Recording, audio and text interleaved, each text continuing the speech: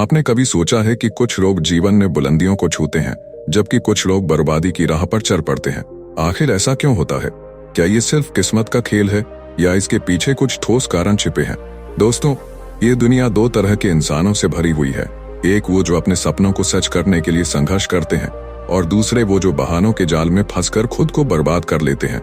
सफलता और असफलता के बीच बस कुछ आदतों, कुछ फैसलों और कुछ गलतियों का फर्क होता है। अगर आप इन गलतियों को पहचान लें और इन्हें सुधार लें तो कोई भी ताकत आपको सफल होने से नहीं रोक सकती। लेकिन अगर आप इन गलतियों को नजरअंदाज करते हैं तो धीरे धीरे ये आदतें आपके व्यक्तित्व को खोखला कर देती हैं, आपके आत्मविश्वास को तोड़ देती हैं और आपको ऐसी स्थिति में ले आती हैं जहां से निकलना मुश्किल हो जाता है। आज हम इसी विषय पर बात करेंगे, मनुष्य के बर्बाद होने के 10 सबसे बड़े कारण। अगर आप इन कारणों को समझ गए और समय रहते खुद को सुधार लिया तो आप असफलता से बच सकते हैं और जीवन में बड़ी ऊंचाइयों तक पहुंच सकते हैं। तो वीडियो को अंत तक जरूर देखें क्योंकि यह आपके जीवन को बदल सकता है। आइए शुरू करते हैं। ये कहानी एक युवा लड़के अर्जुन की है जो अपने सपनों को पूरा करने के लिए हर संभव प्रयास करता है, लेकिन कुछ गलत आदतों और फैसलों के कारण बर्बादी के कगार पर पहुंच जाता है। उसकी कहानी में 10 महत्वपूर्ण सबक छिपे हैं जो ये सिखाते हैं कि कैसे गलत कदम इंसान की जिंदगी बर्बाद कर सकते हैं। पहला, आलस्य और समय की बर्बादी। अर्जुन बचपन से होशियार था, लेकिन जैसे जैसे बड़ा हुआ वह आलसी होता गया। स्कूल की पढ़ाई को वह हमेशा कल पर टालता। एक बार उसकी माँ ने समझाया, बेटा, समय सबसे बड़ा धन है, इसे बर्बाद मत करो। लेकिन अर्जुन को यह बात समझ नहीं आई। दूसरा, गलत संगत। कॉलेज में अर्जुन ने ऐसे दोस्तों का साथ पकड़ लिया जो नशे और मौज मस्ती में लगे रहते थे। पढ़ाई छोड़कर वह उनके साथ रात रात भर पार्टी करता। धीरे धीरे वह खुद भी इस दलदल में फंसता चला गया। तीसरा, बिना सोचे समझे खर्च करना। अर्जुन ने अपनी सारी पॉकेट मनी और फिर परिवार से मिलने वाला पैसा दिखावे और महंगी चीजों पर खर्च करना शुरू कर दिया। बचत का महत्व उसे कभी समझ नहीं आया। चौथा, असफलताओं से डरना। कॉलेज में एक बार परीक्षा में असफल होने पर अर्जुन ने हार मान ली। वह अपने आत्मविश्वास को खो बैठा और हर छोटी परेशानी से भागने लगा। पांचवा, परिवार की अनदेखी। अर्जुन को लगता था कि उसके माता पिता उसे रोकते टोकते हैं। वह उनकी सलाह को नजरअंदाज करता और अपनी मर्जी से फैसले लेता। परिवार से दूरी ने उसकी जिंदगी को और कठिन बना दिया। छठवां, जिम्मेदारी से भागना। कॉलेज खत्म होने के बाद जब नौकरी की बारी आई तो अर्जुन ने इसे गंभीरता से नहीं लिया। उसने छोटी नौकरियों को अपमानजनक समझा और बड़ी नौकरियों के लिए मेहनत नहीं की। सातवां, नशा और बुरी आदतें। अर्जुन का जीवन नशे की लत ने बर्बाद कर दिया। उसका स्वास्थ्य खराब होने लगा और वह अपने सपनों से कोसों दूर चला गया। आठवां, आत्मसंयम की कमी। अर्जुन ने इच्छा शक्ति की कमी थी। वह हर बार कहता, कल से मैं बदलूंगा, लेकिन हर दिन वही गलतियां दोहराता। नौवां, अहंकार और दूसरों को दोष देना। अर्जुन को लगता था कि उसकी असफलताओं के लिए दुनिया जिम्मेदार है। वह कभी अपने अंदर झांककर नहीं देखता। 10वां, खुद पर भरोसे की कमी। जब जीवन ने अर्जुन को आखिरी मौका दिया तो वह खुद पर विश्वास नहीं कर पाया। उसे लगा कि अब कुछ बदलना संभव नहीं है। अंतिम मोड़, बर्बादी के बाद की रोशनी। एक दिन अर्जुन अपने पुराने दोस्त रोहन से मिला जो अब एक सफल बिजनेसमैन बन चुका था। रोहन ने अर्जुन को एक सवाल पूछा, तुम्हारी सबसे बड़ी गलती क्या थी? अर्जुन ने जवाब दिया, मैंने कभी खुद को समय और मौका नहीं दिया। रोहन ने कहा, गलतियों को पहचानना ही सुधार की शुरुआत है। अब भी देर नहीं हुई है। अर्जुन ने उस दिन फैसला किया कि वह अपनी जिंदगी बदल देगा। उसने अपनी गलत आदतों को छोड़ा, जिम्मेदारी से काम करना शुरू किया और धीरे धीरे अपने सपनों को पाने की राह पर चल पड़ा। सीख, ये कहानी हमें सिखाती है कि बर्बादी के कई कारण हो सकते हैं, लेकिन बदलाव का फैसला हमारे हाथ में होता है। जब तक आप हार नहीं मानते तब तक कोई भी आपको हरा नहीं सकता। एक छोटे से गांव में रामू नाम का एक किसान रहता था। वह ईमानदार और मेहनती था, लेकिन उसकी एक कमजोरी थी, लालच। वह हमेशा सोचता था कि कैसे कम समय में अधिक धन कमा सके। गांव के पास एक घना जंगल था। एक दिन रामू लकड़ी लेने के लिए जंगल गया। वहां उसने एक पेड़ के नीचे एक चमचमाती चीज देखी। उसने पास जाकर देखा तो वह एक जादुई मिट्टी का घड़ा था। घड़े के अंदर सोने के सिक्के भरे हुए थे। रामू की आंखें खुशी से चमक उठी। घड़े के पास एक पुरानी पर्ची रखी हुई थी। उस पर लिखा था, यह घड़ा तुम्हारे जीवन को बदल सकता है, लेकिन इसे सावधानी से इस्तेमाल करो। इसमें जो भी डालोगे वह 100 गुना हो जाएगा। रामू को विश्वास नहीं हुआ। उसने एक छोटा सा पत्थर घड़े में डाला और घड़ा हिला दिया। जब उसने घड़े को खाली किया तो उसमें से 100 पत्थर निकले। रामू की खुशी का ठिकाना नहीं रहा। उसने तुरंत उसमें एक सोने का सिक्का डाला। और जब घड़े को पलटा तो उसमें से 100 सोने के सिक्के निकले। अब रामू का लालच बढ़ गया। वह सोचने लगा, अगर मैं इसमें अपना सब कुछ डाल दूं तो मैं अमीर से अमीर बन जाऊंगा। रामू घड़ा लेकर खुशी खुशी घर लौट आया। वह पूरी रात सो नहीं पाया, बस सोचता रहा कि कैसे घड़े को भरकर सबसे अमीर इंसान बन सकता है। सुबह होते ही उसने अपने घर की सारी चीजें जैसे गहने, सिक्के और अन्य कीमती सामान घड़े में डाल दिए। हर बार 100 गुना ज्यादा चीजें बाहर निकलती। धीरे धीरे रामू अमीर हो गया, लेकिन उसका लालच कम नहीं हुआ। अब उसे लगने लगा कि अगर वह अपने खेत और घर भी इस घड़े में डाल दे तो वह और बड़ा जमींदार बन जाएगा। उसने बिना सोचे समझे अपने खेत की मिट्टी और घर का सामान भी घड़े में डाल दिया। घड़ा हर बार 100 गुना चीजें देता रहा, लेकिन रामू का लालच बढ़ता गया। अब वह सोचने लगा, अगर मैं खुद को इस घड़े में डाल दूं तो मैं अमर और शक्तिशाली हो जाऊंगा। लालच ने उसकी बुद्धि पर पर्दा डाल दिया। वह बिना कुछ सोचे समझे घड़े के अंदर कूद गया, लेकिन इस बार घड़े ने कुछ भी वापस नहीं दिया। रामू घड़े के अंदर गायब हो गया। घड़ा वापस उसी जगह चला गया जहां रामू ने उसे पाया था। गांव वालों ने रामू को बहुत ढूंढा, लेकिन उसका कहीं पता नहीं चला। शिक्षा, लालच हमेशा विनाश का कारण बनता है। संतोष ही सबसे बड़ा धन है। श्यामू के घड़े को जंगल में छोड़ने के कुछ समय बाद एक लालची व्यापारी हरिया उस जंगल में शिकार के लिए आया। उसे गांव से ये कहानी पता चली थी कि वहां एक जादुई घड़ा है जो इंसान को अमीर बना सकता है। हरिया ने पूरे जंगल में खोजबीन की और आखिरकार घड़े को खोज निकाला। घड़े पर लिखी चेतावनी को पढ़कर हरिया हंसा और बोला, ये सब मूर्खों के लिए है, मैं तो इसका पूरा फायदा उठाऊंगा। उसने तुरंत उसमें सोने की गिन्नी डाली और जब घड़े से 100 गिन्नियां निकली तो उसकी खुशी का ठिकाना ना रहा।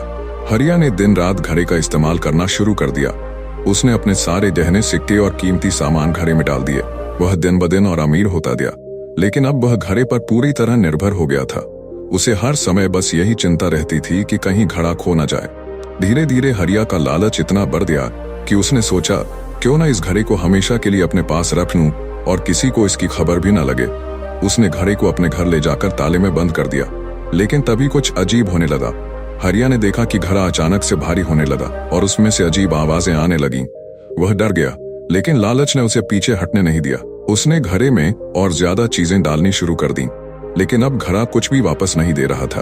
एक दिन घड़ा अचानक फट गया और उसके अंदर से एक जोरदार आवाज आई, जो मेरे साथ लालच करेगा उसका अंत रामू जैसा होगा।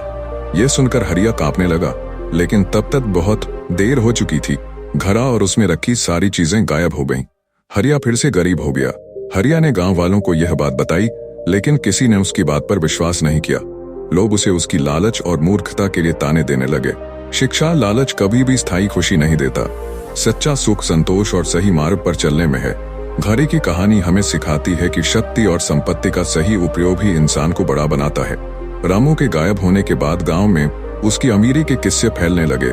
लोग तरह तरह की बातें करने लगे। किसी ने कहा कि रामू किसी जादू की ताकत से अमीर बना था, तो किसी ने कहा कि वह अपने लालच का शिकार हो गया, लेकिन कोई सच को नहीं जानता था। कुछ समय बाद उसी जंगल में एक नया किसान श्यामू लकड़ी काटने गया। श्यामू को भी वही जादुई घड़ा मिला। उसने घड़े पर लिखे शब्द पढ़े और सोचने लगा, यह घड़ा तो मुझे अमीर बना सकता है, लेकिन इस पर सावधानी से इस्तेमाल करने की चेतावनी क्यों दी गई है। श्यामू समझदार था।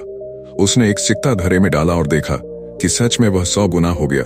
लेकिन उसने सोचा, अगर यह सचमुच इतना शक्तिशाली है तो मुझे इसे लालच में आकर गलत तरीके से इस्तेमाल नहीं करना चाहिए। मैं इसे सिर्फ जरूरत भर की चीजें लूंगा। श्यामू ने घड़े का उपयोग केवल अपनी बुनियादी जरूरतें पूरी करने के लिए किया। उसने अपनी फसल उगाई, गांव वालों की मदद की और अपने साधारण जीवन से खुश रहा। धीरे धीरे उसकी ईमानदारी और संतोषप्रियता के कारण वह गांव में सबसे सम्मानित व्यक्ति बन गया। एक दिन उसने सोचा, यह घड़ा शायद एक परीक्षा है। अगर मैं लालच में पड़ता तो इसका परिणाम कुछ और हो सकता था। अब मुझे इसे यहीं छोड़ देना चाहिए ताकि कोई और इसे ठीक से इस्तेमाल कर सके। श्यामू ने घड़े को उसी जगह वापस रख दिया और गांव लौट आया। शिक्षा, लालच और संतोष के बीच का फर्क ही जीवन का असली सबक है।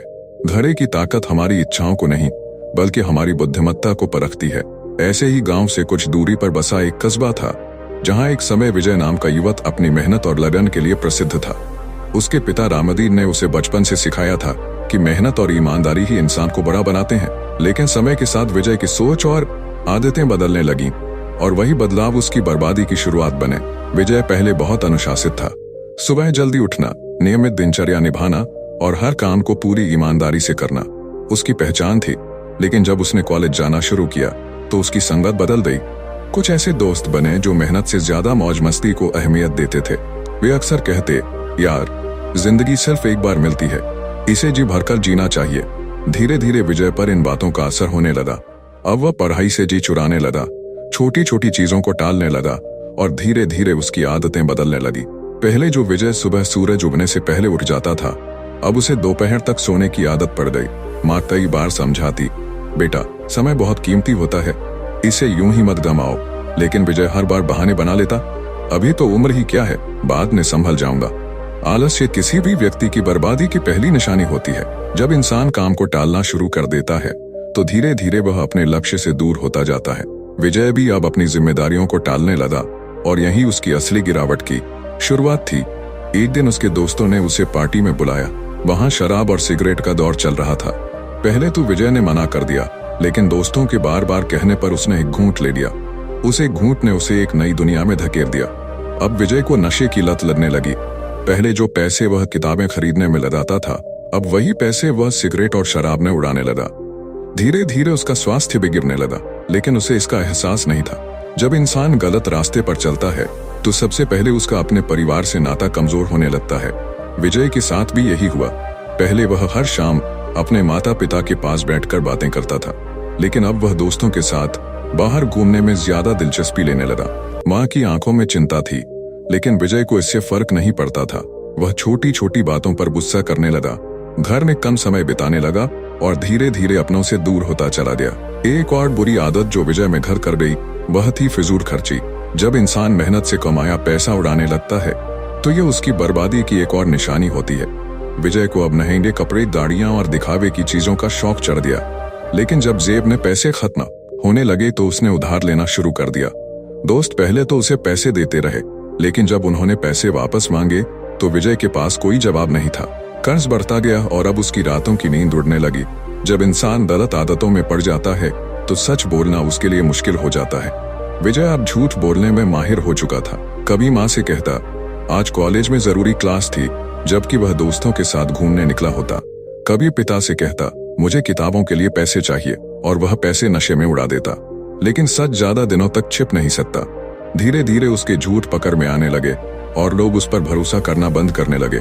दोस्त भी अब उससे दूर भागने लगे, क्योंकि उन्हें एहसास हो गया था कि विजय का कोई भविष्य नहीं बचा है। अब विजय का आत्मविश्वास भी टूटने लगा।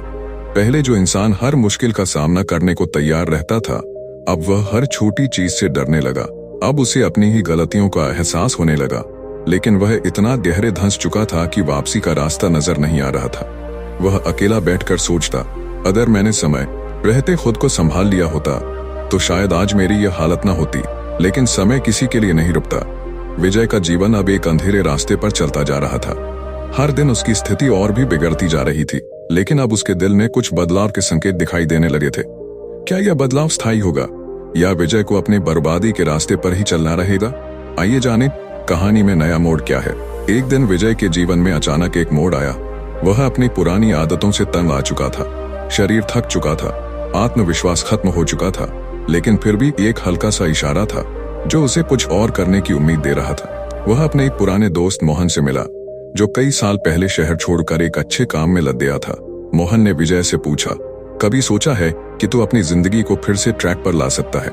ये सवाल विजय के दिल में गहरी चोट की तरह घुसा। उसने सोचा, क्या मैं सच में अपनी जिंदगी बदल सकता हूँ? मोहन ने उसे अपने अनुभवों से बताया, अगर तू अपनी आदतें बदलता है तो तुझे भी एक नया रास्ता मिल सकता है। मैंने भी कई गलतियां की थी, लेकिन खुद को संभाला और अब मैं अपने परिवार के लिए एक अच्छा उदाहरण बन पाया हूँ। यह बातचीत विजय के दिल में एक हलचल पैदा कर गई। मोहन की बातें उसे उम्मीद दे रही थी। क्या वह सच में अपनी जिंदगी को फिर से बदल सकता था? मोहन से मुलाकात के बाद विजय ने ठान लिया था कि अब वह अपने जीवन को पूरी तरह से बदल देगा। लेकिन यह सफर आसान नहीं था।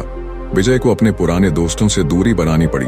वह शराब और नशे की लत से बाहर निकलने के लिए संघर्ष कर रहा था और इसका असर उसके स्वास्थ्य पर साफ दिखाई देने लगा था।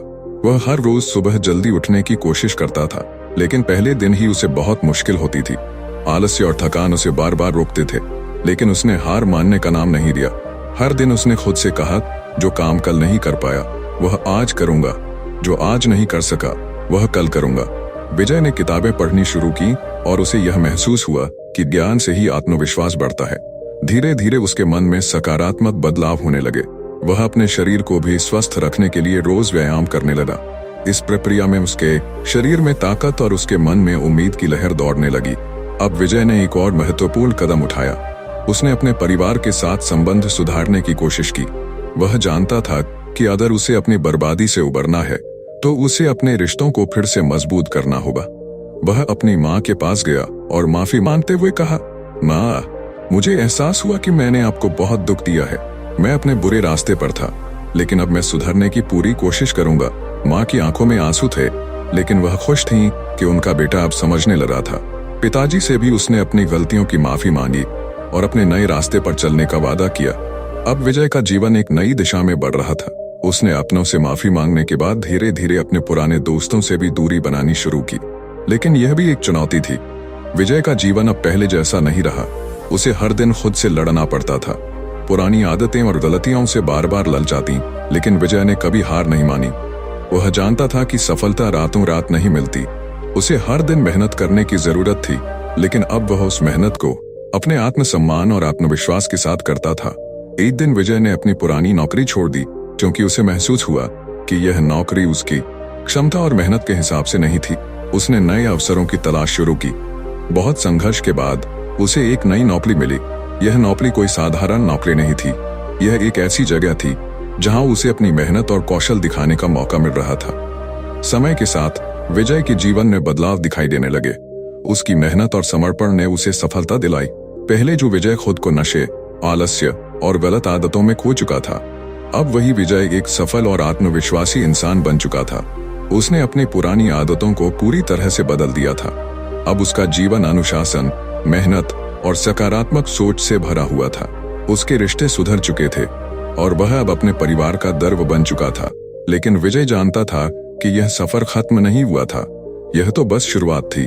वह हमेशा खुद से कहता था, जब तक मैं जीवित हूँ मुझे और सीखना है और बेहतर बनना है। विजय ने अपनी जिंदगी में कई बड़े बदलाव किए थे। पुराने आदतों और बुरे रास्तों को छोड़कर वह एक नई दिशा में बढ़ रहा था। लेकिन जीवन में एक ऐसा मोड़ आता है जहां इंसान को फिर से खुद से लड़ना पड़ता है। क्या विजय अपनी सफलता को बनाए रख पाएगा या फिर पुराने दिनों की यादें उसे वापस खींच लेंगी? आइए जानते हैं कहानी का अगला अध्याय। विजय अब एक सफल पेशेवर बन चुका था। उसकी नई नौकरी में वह बहुत अच्छा कर रहा था। वह एक अच्छे पद पर आ चुका था और लोग उसकी मेहनत की सराहना करते थे। लेकिन सफलता के साथ एक बड़ा दबाव भी आता है। विजय को अब काम का इतना बोझ था कि उसके पास खुद के लिए वक्त नहीं था। हर दिन घंटों तक काम करता था और घर वापस आकर भी उसे खुद को मानसिक रूप से थका हुआ महसूस होता था। कभी कभी वह सोचता, क्या यह सब सचमुच मेरी मेहनत का फल है या बस एक और रास्ता है जिस पर मैं दौड़ रहा हूँ? इस नए जीवन में विजय को शांति नहीं मिल रही थी। उसके अंदर कहीं न कहीं उस पुराने जीवन की यादें थीं जो अब उसे परेशान कर रही थी। वह जानता था कि सफलता का रास्ता इतना आसान नहीं होता और इसके साथ एक नया संघर्ष शुरू हो गया था, मानसिक दबाव और अकेलापन। एक दिन विजय का पुराना दोस्त, जो अब भी उसी पुरानी आदतों में फंसा हुआ था, उससे मिलने आया। मोहन से हुई उस बातचीत ने विजय के मन में कई सवाल खड़े कर दिए। मोहन ने कहा, तू अब बदल गया है यार, तुझे क्या लगता है, क्या सच्ची सफलता सिर्फ पैसे और तामझाम में ही मिलती है? विजय ने जवाब दिया, नहीं, लेकिन अब मैं जानता हूँ कि मेहनत और सही रास्ता ही सच्ची सफलता है। मुझे खुद पर विश्वास है और मैं उस विश्वास के साथ जी रहा हूँ। लेकिन मोहन की बातें विजय के मन में घर कर गईं। कभी वह भी उन दोस्तों के साथ घूमने का सोचता जिनसे उसने अब दूरी बना ली थी। क्या यह दूरी बनाना सही था? क्या उसके पुराने दोस्त और पुराने दिन उसकी पहचान का हिस्सा नहीं थे? इस विचार से विजय उलझन में था और यही उलझन उसे अपने जीवन के अगले फैसले तक ले आई। एक रात विजय को नींद नहीं आई। वह रात भर सोचता रहा, क्या मैं सही कर रहा हूँ? क्या मैं वही नहीं बन गया जो मैं कभी नहीं बनना चाहता था? एक व्यक्ति जो अपनी सफलता में खोकर अपनों से दूर हो जाए। विजय को एहसास हुआ कि उसने कभी अपनी मानसिक शांति के बारे में गहराई से नहीं सोचा था। उसके पास पैसे थे, काम था, नाम था, लेकिन दिल में शांति और संतुष्टि नहीं थी। वह समझ गया कि असली सफलता केवल बाहरी चीजों में नहीं, बल्कि अंदर की शांति और संतुलन में है। विजय ने अपने जीवन को फिर से आत्ममूल्यांकित करना शुरू किया। उसने तय किया कि अब वह सिर्फ बाहरी सफलता के पीछे नहीं भागेगा, वह आत्मिक शांति और संतुष्टि की ओर कदम बढ़ाएगा।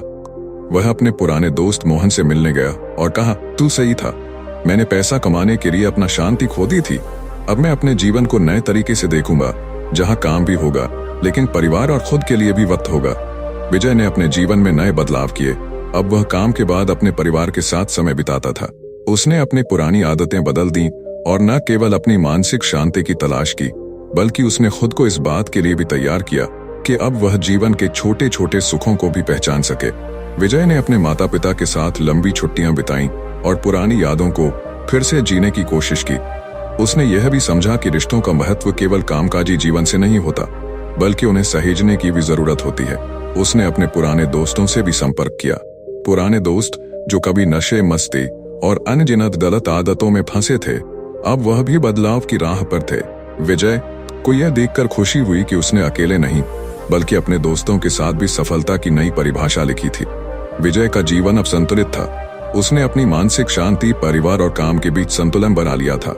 वह जानता था कि अब वह किसी एक दिशा में नहीं, बल्कि जीवन के हर पहलू में सफलता हासिल करने की दिशा में बढ़ रहा था।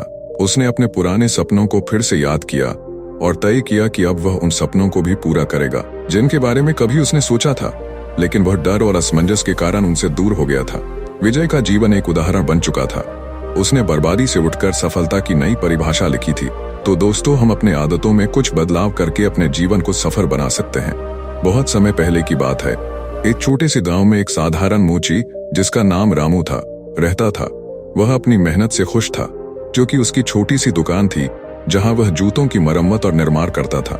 रामू का जीवन बेहद सरल था और उसकी दिनचर्या में किसी भी प्रकार की बदलाव की कोई संभावना नहीं थी। वह सुबह जल्दी उठता, अपने काम में व्यस्त रहता और शाम को घर वापस लौट आता। वह जीवन की सादगी में खुश था, लेकिन उस सादगी में भी कभी कभी एक गहरी खोज की भावना थी जो उसे शांति की तलाश में ले जाती थी। रामू के दिल में हमेशा यह सवाल था, असल में सुख क्या है? वह जानता था कि बहुत से लोग सुख की तलाश में दौड़ रहे थे, लेकिन उसे यह समझ में नहीं आता था कि वह सुख कहाँ छुपा है। क्या यह पैसे में है, क्या यह अच्छे रिश्तों में है, या फिर क्या यह शक्ति और सम्मान में है? एक दिन वह अपनी दुकान में काम कर रहा था जब उसके पास एक साधु आया। साधु ने रामू से कहा, तुम्हारी आंखों में एक गहरी उदासी है, क्या तुम मुझे कुछ बताओगे? रामू ने सिर झुकाकर कहा, जी नहीं बाबा, मुझे किसी से बात करने का वक्त नहीं है, मैं अपना काम कर रहा हूँ। साधु ने मुस्कुराते हुए कहा, तुम जो काम कर रहे हो वह तुम्हारा कर्म है, लेकिन क्या तुम कभी खुद को समझने की कोशिश करते हो? रामू साधु की बातों से थोड़ा चौंका, लेकिन उसने कुछ नहीं कहा। साधु फिर कहकर चला गया, कभी जीवन में एक कदम पीछे हटकर देखो और शांति को महसूस करो। रामू को यह बात बहुत गहरे तक महसूस हुई और वह सोचने लगा कि क्या उसकी सादगी और दिनचर्या ही उसकी संतुष्टि का कारण है, या कुछ और भी है जो उसे तलाशने की जरूरत है। कुछ दिन बाद रामू को ग्राम के बाहर एक उत्सव के बारे में पता चला, जिसमें बहुत से संत और साधु आ रहे थे। उत्सव में गौतम बुद्ध का नाम सुनकर उसकी जिज्ञासा और भी बढ़ गई। रामू ने सोचा, क्या बुद्ध ने भी वही बातें की हैं जो वह साधु मुझसे कह रहे थे? वह उत्सव में पहुंचा और वहां उसे बुद्ध का दर्शन हुआ। गौतम बुद्ध के दर्शन ने रामू के दिल को एक गहरी शांति दी। बुद्ध का चेहरा न केवल आभा से चमकता था, बल्कि उनकी आंखों में एक अनमोल शांति थी जो रामू ने पहले कभी नहीं देखी थी। बुद्ध ने अपने भक्तों को देखकर मुस्कुराया और बोले, तुम सभी लोग एक रास्ते पर चल रहे हो और उस रास्ते का नाम है शांति। शांति बाहरी चीजों में नहीं, बल्कि तुम्हारे भीतर है। रामू ने ध्यान से बुद्ध की बातों को सुना। बुद्ध ने आगे कहा, मनुष्य अपने दुखों और कष्टों के कारण बाहर की दुनिया को दोषी ठहरता है, लेकिन वह नहीं जानता कि असली शांति अपने भीतर ही है। रामू ने सोचा, क्या यही वो शांति है जिसकी मुझे तलाश थी? वह चाहता था कि बुद्ध उसे कुछ और सिखाएं, ताकि वह अपने जीवन की परेशानी से बाहर निकल सके। बुद्ध ने रामू से कहा, सुनो, तुम्हारे पास जो कुछ भी है वही तुम्हारा है। अगर तुम उसे अपने मन से जोड़कर रखोगे तो तुम कभी संतुष्ट नहीं रहोगे। संतुष्टि बाहरी दुनिया से नहीं आती, बल्कि यह तुम्हारे भीतर छिपी हुई है। रामू ने फिर बुद्ध से पूछा, महाराज, अगर शांति हमारी आत्मा में है तो हम इसे कैसे पा सकते हैं? बुद्ध ने उत्तर दिया, जिंदगी में बहुत सी कठिनाइयां आती हैं, लेकिन अगर तुम इन कठिनाइयों को बिना किसी संघर्ष के, बिना किसी डर के शांति से स्वीकार करते हो तो तुम शांति को पालोगे। रामू को यह बातें बहुत समझ में आईं, लेकिन वह चाहता था कि बुद्ध उसे एक तरीका दें जिससे वह अपनी शांति को पा सके। बुद्ध ने मुस्कुराते हुए कहा, शांति कोई ऐसी चीज नहीं है जिसे तुम पा सको, यह तो पहले से तुम्हारे भीतर है। तुम्हें बस अपनी सोच और नजरिया बदलने की जरूरत है। रामू के मन में अब बहुत से सवाल थे, लेकिन वह जानता था कि बुद्ध ने जो कहा था वह सही था। उसे अपनी जीवन शैली में बदलाव लाने की जरूरत थी। रामू ने सोचा, अगर मैं अपनी जिंदगी को इस दृष्टिकोण से देखूं, तो शायद मैं सच में शांति पा सकूंगा। उसने अपनी दुकान पर काम करते हुए हर काम को ध्यान और सादगी से किया। उसने अपने हर काम को ईश्वर की पूजा मानते हुए किया, और धीरे धीरे उसे महसूस हुआ कि काम करने में भी एक गहरी शांति हो सकती है। वह अपने दिनचर्या में थोड़ा समय निकालकर ध्यान करने लगा। धीरे धीरे उसने महसूस किया कि जब वह बिना किसी चिंता के अपना काम करता था, तो उसके भीतर एक ऐसी शांति का एहसास होता था जो उसने पहले कभी अनुभव नहीं किया था। रामू ने अपने मन को शांत करने का तरीका ढूंढ लिया था, और अब वह समझ गया था कि असली शांति बाहरी दुनिया से नहीं, बल्कि अपने भीतर से आती है। रामू ने गौतम बुद्ध की बातों को अपने दिल में बैठा लिया था। अब वह दिन रात अपनी जीवन की सादगी और शांति को समझने की कोशिश कर रहा था। बुद्ध ने जो उसे बताया था वह उसकी सोच को पूरी तरह से बदल चुका था, लेकिन अब भी रामू के मन में कई सवाल थे। वह जानना चाहता था कि क्या सच में जीवन की सारी परेशानियां सिर्फ हमारी सोच और दृष्टिकोण पर निर्भर करती है? क्या हम अपनी मानसिक स्थिति को सही करके दुनिया की सारी समस्याओं से मुक्ति पा सकते हैं? रामू अब दिन प्रतिदिन अपने काम में अधिक ध्यान लगाने लगा था। वह पहले जैसा चिड़चिड़ा नहीं रहता था, बल्कि अब वह अपने जूतों को मरम्मत करते वक्त गहरी शांति और संतुष्टि महसूस करता था। उसकी दुकान में आने वाले ग्राहक भी अब उसकी शांति को महसूस करने लगे थे। एक दिन एक व्यापारी उसकी दुकान पर आया। व्यापारी ने देखा कि रामू अब पहले की तरह परेशान और तनावग्रस्त नहीं था। उसने रामू से पूछा, तुमने क्या किया है जो अब तुम इतने शांत नजर आते हो? रामू ने मुस्कुराते हुए जवाब दिया, मैंने अपनी सोच बदल दी है। मुझे अब ये समझ में आ गया है कि बाहरी दुनिया नहीं, बल्कि मेरे भीतर की शांति ही मुझे सच्चा सुख देती है। व्यापारी हैरान हो गया। उसने कहा, यह तो बहुत गहरी बात है, लेकिन क्या तुम्हारे पास इसका कोई तरीका है? रामू ने व्यापारी को गौतम बुद्ध की बातें बताईं और उसे समझाया कि शांति भीतर से आती है, और जब हम अपने मन को शांत कर लेते हैं, तब हमें बाहरी दुनिया में भी शांति मिल जाती है। रामू ने अब अपने जीवन में और भी बदलाव किए। उसने अपने पुराने विचारों को पूरी तरह से छोड़ दिया और गौतम बुद्ध की शिक्षा के अनुसार हर दिन को एक नए दृष्टिकोण से देखना शुरू किया। वह अब हर काम को न केवल अपने लिए बल्कि दूसरों के भले के लिए भी करने लगा। वह समझने लगा था कि जीवन में हर चीज का एक उद्देश्य होता है, और यदि हम उस उद्देश्य को समझकर काम करते हैं तो हमें शांति मिलती है। वह अब अपनी दिनचर्या में ध्यान और साधना को भी शामिल करने लगा था। रोज सुबह उठते ही वह कुछ समय के लिए अपने मन को शांत करता और फिर अपने दिन की शुरुआत करता। इस दौरान उसे न केवल मानसिक शांति मिलती, बल्कि उसका आत्मविश्वास भी बढ़ता। रामू का जीवन अब पहले से बहुत अलग हो चुका था। उसकी दुकान अब और भी सुंदर दिखने लगी थी, और ग्राहक भी उसकी दुकान पर आते थे तो उन्हें वह शांति महसूस होती थी जो रामू के भीतर थी। एक दिन रामू ने तय किया कि वह एक बार फिर गौतम बुद्ध से मिलेगा और उसे और अधिक ज्ञान प्राप्त करेगा। वह बुद्ध के आश्रम में पहुंचा और उन्हें प्रणाम करते हुए बोला, महाराज, मुझे लगता है कि मैं अभी भी अपनी शांति को पूरी तरह से नहीं समझ पाया हूँ। क्या आप मुझे और मार्गदर्शन दे सकते हैं? बुद्ध ने ध्यान से रामू को देखा और मुस्कुराते हुए कहा, तुमने जो पहला कदम उठाया है वह सबसे महत्वपूर्ण था।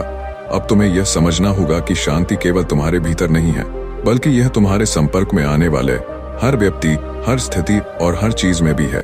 रामू को समझ में आया कि शांति का मतलब यह नहीं कि हम सिर्फ अपने भीतर शांति बनाए रखें, बल्कि इसका मतलब यह भी है कि हम अपनी शांति को दूसरों तक पहुंचाएं। यही असली शांति है। बुद्ध ने रामू से कहा, शांति का मतलब यह नहीं है कि हम दुनिया से भाग जाएं या अपनी परेशानियों को नजरअंदाज करें। असल में शांति का मतलब है कि हम अपनी परेशानियों और दुख को बिना किसी चिंता और बिना किसी संघर्ष के स्वीकार करें। रामू ने गहरी सांस ली और बुद्ध की बातों को अपने दिल में बैठा लिया। उसे समझ में आया कि शांति एक स्थिति नहीं है, बल्कि एक मानसिक स्थिति है जो हर परिस्थिति में महसूस की जा सकती है। रामू अब पहले से कहीं अधिक संतुष्ट था। उसने न केवल अपने काम को बल्कि अपने रिश्तों को भी नई दिशा दी थी। अब वह हर किसी के साथ शांति और सम्मान से पेश आता था, और यही कारण था कि लोग उसे और अधिक पसंद करने लगे थे। रामू ने देखा कि जीवन में कोई भी समस्या हो, अगर हम उसे शांति और समझदारी से देखते हैं तो वह समस्या भी अपने आप हल हो जाती है। उसका जीवन अब हर तरह से समृद्ध था, न केवल भौतिक रूप से बल्कि मानसिक और आध्यात्मिक रूप से भी। वह अब दूसरों को भी गौतम बुद्ध की शिक्षाएं देता था। उसके पास आने वाले हर व्यक्ति को वह यही सिखाता था कि असली सुख और शांति हमें केवल अपने भीतर से मिलती है, और जब हम उसे समझते हैं तो हम हर परिस्थिति में संतुष्ट रह सकते हैं। एक दिन रामू फिर से गौतम बुद्ध से मिला और उन्हें धन्यवाद देते हुए बोला, महाराज, आपने मेरी जिंदगी को बदल दिया। अब मुझे समझ में आता है कि असली शांति क्या होती है। बुद्ध ने मुस्कुराते हुए कहा, रामू, तुमने वह सब कुछ हासिल कर लिया है जो एक साधारण मनुष्य के लिए सबसे महत्वपूर्ण है, अपनी आत्मा की शांति। अब तुम्हारा काम है कि तुम दूसरों को भी इस शांति का अनुभव कराओ। रामू ने बुद्ध का आभार व्यक्त किया और अपने जीवन के उद्देश्य को समझते हुए उन्हें प्रणाम किया। रामू की कहानी एक साधारण जीवन जीने वाले व्यक्ति के लिए प्रेरणा बन रही, जो अपनी सोच और दृष्टिकोण बदलकर अपने जीवन में असली शांति और संतुष्टि पा सकता है। वह अब न केवल अपनी दुकान में बल्कि अपने पूरे गांव में एक शांति का प्रतीक बन चुका था। रामू ने यह सीखा कि शांति हमारे भीतर होती है और जब हम उसे समझते हैं तो हम उसे दूसरों के साथ बांट सकते हैं। बहुत समय पहले की बात है, जब गौतम बुद्ध अपनी ज्ञान की यात्रा पर निकल चुके थे और हर जगह अपने उपदेशों से लोगों को जागरूक कर रहे थे। उनकी बातें न केवल इंसानों को बल्कि पशु पक्षियों तक को भी प्रभावित करती थीं। उनकी शिक्षाएं हमेशा शांति, अहिंसा और आत्म साक्षात्कार के बारे में होती थीं। एक दिन बुद्ध एक छोटे से वन क्षेत्र के पास से गुजर रहे थे। यह जंगल शांत और घना था और बहुत सी जंगली जानवरों का घर था। बुद्ध को देखकर वहां के पशु पक्षी भी एक अद्भुत शांति महसूस करते थे। वह जंगल के भीतर एक खुले मैदान में पहुंचे जहां उन्हें एक हिरन दिखाई दिया। हिरन बहुत ही सुंदर और स्वस्थ था, लेकिन उसकी आंखों में कुछ घबराहट थी, जैसे वह किसी परेशानी में हो। बुद्ध ने धीरे धीरे कदम बढ़ाए और हिरन के पास पहुंचे। हिरन ने गौतम बुद्ध को देखा और कुछ देर के लिए चुप रहा। फिर उसने धीरे से कहा, महाराज, मैं एक संकट में हूँ। मुझे डर है कि शिकारियों ने मुझे अपना शिकार बना लिया है। वे मुझे मार डालने के लिए मुझे लगातार ढूंढ रहे हैं।